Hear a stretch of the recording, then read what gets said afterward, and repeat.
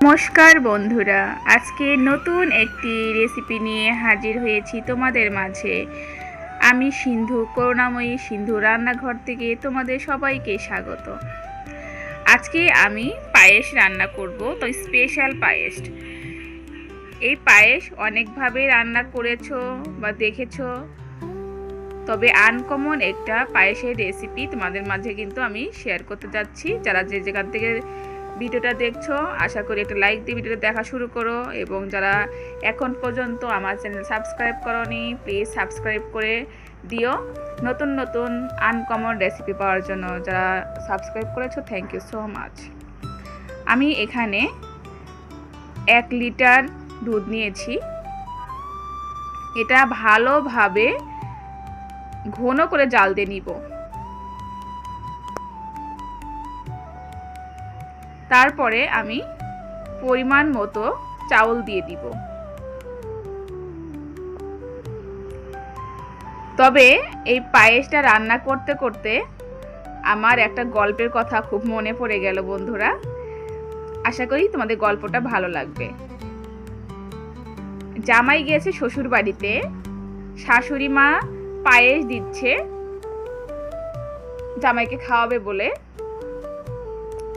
তখন জামাই বলছে যে মা আপনি এটা দিয়েন না আমাকে, কারণ আমার মা আমাকে প্রতিদিনই খাওয়ায়। তখন শাশুড়ি ভাবছে যে তাই তো, হয়তো সে প্রতিদিন খেতে খেতে অনেক বোরিং হয়ে গেছে। এই জন্য সে কি করছে, যে ঠিক আছে বাবা, যখন তুমি খাইতে চাচ্ছ না, ঠিক আছে, খেতে হবে না। এখন শাশুড়ি, জামাই খাওয়া শেষ, শাশুড়ি অন্য কাজে গেছে। মাটিতে 1 ফোঁটা পায়েস পড়েছিল।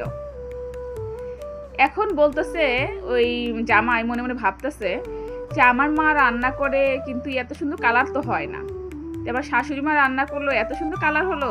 দেখি মাটিতে যে পড়েছিল, পরে ওখান থেকে নিয়ে একটু খেয়েছে।